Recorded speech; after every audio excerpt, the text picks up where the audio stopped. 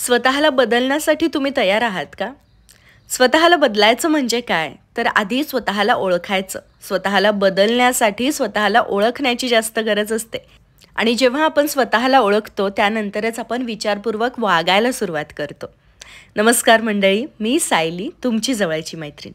जर आपल्याला आपलं आयुष्य बदलायचं असेल, स्वतःला बदलायचं असेल, तर आधी आपण काय आहोत, आपण कोणत्या परिस्थितीमध्ये आहोत, आपल्यामध्ये कोणती कमतरता आहे किंवा आपल्या जगण्यामध्ये, आपल्या आयुष्यामध्ये कोणती कमतरता आहे किंवा कोणते असे गुण आहेत आपले की ज्याच्या साहाय्याने आपण आपलं आयुष्य अगदी बदलवून टाकू शकतो.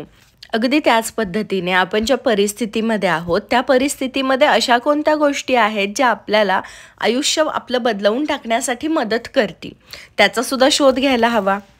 थोडक्यात काय, तर आपल्याला जर आपलं आयुष्य बदलायचं असेल, स्वतःला बदलायचं असेल, तर आधी थोडासा वेळ काढावा लागेल.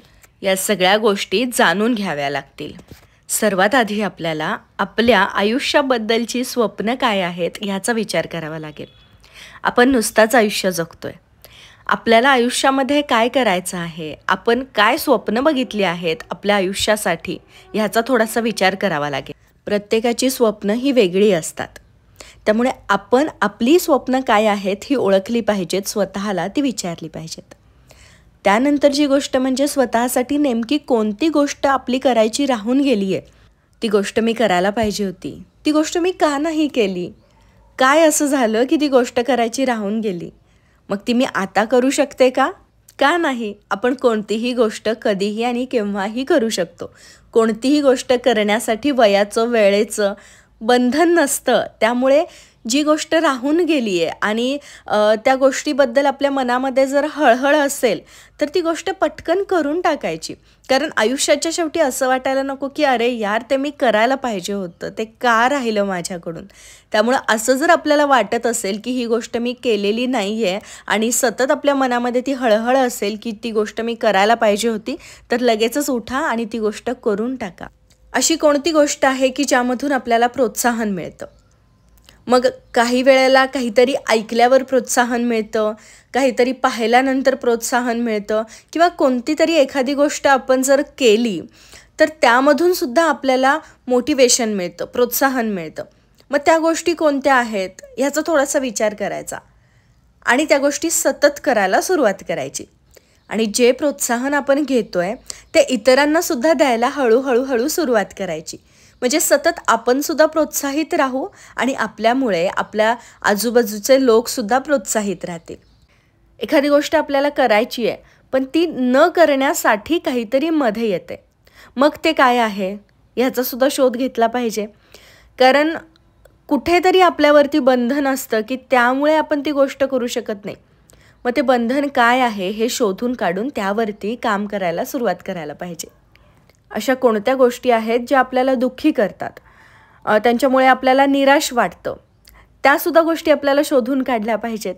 त्या जर आपण शोधून काढल्या तरच आपण त्यावरती काम करू शकू आणि अर्थातच त्या गोष्टींपासून आपण दूर राहण्याचा प्रयत्न करू शकू. जर आपल्याला माहितीच नसेल तर एखाद्या गोष्टीमुळे आपल्याला दुःख होतं आहे, आपल्याला निराश वाटतं आहे, तर आपण तिथे सतत जाऊ ना. एकदा का आपल्याला समजलं की ह्या ठराविक गोष्टी केल्यानंतर मला निराश वाटतं किंवा ह्या ठराविक लोकांच्या सानिध्यात गेल्यानंतर मला डिमोटिवेट फील होतं, तर मग त्या गोष्टी टाळणं सोपं जाईल. आणि म्हणूनच आपल्याला कोणत्या गोष्टींमुळे दुःख होतं आहे, कोणत्या गोष्टी केल्याने आपल्याला निराश वाटतं आहे याचा शोध घ्यायला हवा. अशा कोणत्या गोष्टी आहेत ज्या करण्यासाठी भीती वाटते? तुम्हाला माहिती आहे, ज्या गोष्टी करण्यासाठी आपल्याला भीती वाटत असते ना, त्या गोष्टी करण्याची जास्त गरज असते आपल्याला. कारण त्या गोष्टी जर आपण सतत केल्या तर त्या गोष्टीबद्दलची भीती आपल्या मनातून कमी होईल. आणि एकदा का ही भीती आपल्या मनातून कमी झाली ना की आपलं मन हलकं होईल, एक शांतता आपल्याला जाणवेल. आणि जेव्हा हे मनावरचं ओझं जाईल ना, त्यावेळेला आपण दुसऱ्या चांगल्या गोष्टी आपल्या स्वतःमध्ये भरू शकू, आपल्या मनामध्ये भरू शकू. आपली कल्पनाशक्ती आणखी जास्त चांगली होईल. पण त्यासाठी आधी आपल्याला स्वतःला या भीतीमधून, या निराशेच्या कचाट्यामधून मोकळं करायला हवं. थोडीशी चांगल्या गोष्टींसाठी ती मनामध्ये जागा करायला हवी. आणि एखाद्या गोष्टीची जर भीती वाटत असेल तर ती गोष्ट सतत केल्याने आपला कॉन्फिडन्ससुद्धा वाढतो. आणि एकदा का आपला आत्मविश्वास वाढला तर आपण आपल्या आत्मविश्वासाच्या बळावरती कोणतीही गोष्ट साध्य करू शकतो. अगदी आपलं आयुष्य आपण पूर्णपणे बदलवून टाकू शकतो. सध्याच्या ह्या घडीला आपलं मानसिक आणि शारीरिक आरोग्य कसं आहे ह्याचासुद्धा विचार करायला हवा. जर आपल्याला स्वतःला बदलायचं असेल तर मग आपल्याला आपल्या मानसिक आरोग्याची सुद्धा काळजी घ्यायला हवी आणि शारीरिक आरोग्याची सुद्धा काळजी घ्यायला हवी. आता काळजी घ्यायला हवी म्हणजे काय, तर कोणत्या गोष्टी आहेत अशा ज्यावरती आपल्याला काम करायचं आहे. शरीरामध्ये कोणते आजार आहेत का, कोणती दुखणी आहेत का, त्यावरती काम करायला हवं. आणि अगदी त्याच पद्धतीने आपलं मनसुद्धा दुखावलं गेलं आहे का, आपल्या मनाला कोणते आजार झालेत का, आपलं मन जरासं निराश झालं आहे का, त्याला सध्या कोणत्या खतपाण्याची गरज आहे ते द्यायला हवं. आपली मानसिक आणि शारीरिक पातळी काय आहे सध्याच्या घडीला हे जर आपल्याला समजलं तर आपण त्या गोष्टीवरती अगदी उत्तमरित्या काम करू शकतो. आणि म्हणूनच आपल्याला आधी ह्या 2 गोष्टी जाणून घ्यायच्या आहेत की आपलं शारीरिक आणि मानसिक आरोग्य कसं आहे आणि त्या आरोग्यावरती जास्तीत जास्त काम करण्याची गरज आहे.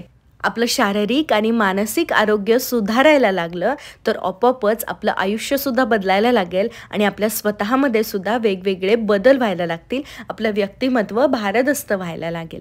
आजपर्यंत आपण आपल्या आयुष्यामध्ये अशी कोणती चांगली कामं केलेली आहेत याचीसुद्धा यादी काढायला हवी.